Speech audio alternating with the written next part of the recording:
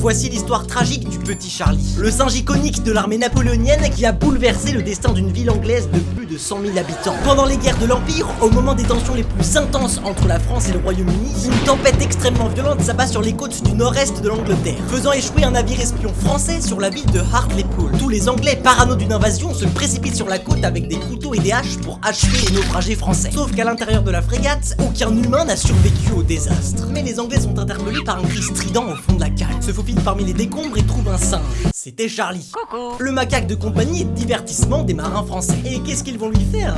On est en 1805, dans une ville de pêcheurs isolée dont les gens illettrés n'ont jamais vu ni singe ni français de leur vie. Leur seule référence, des caricatures de propagande qui décrivent les Français comme des êtres petits, difformes et poilus. Alors, face à Charlie en uniforme de l'armée impériale, ils en déduisent que c'est le seul Français survivant de l'épave et veulent lui faire payer pour tous les autres. Débute le plus grand procès à ciel ouvert de l'histoire de Hartlepool. Après lui avoir servi les spécialités anglaises pour son repas de dernière volonté, le petit Charlie est pendu sur la place publique pour être un agent infiltré de Napoléon. Depuis lors, les habitants d'Hartlepool se font appeler les pendeurs de singes en Angleterre. Plusieurs statues ont été créées dans la ville en l'honneur de Charlie. La mascotte du club de foot est un singe et a même été élu maire 3 fois de suite. Oui, la ville est un peu aléatoire.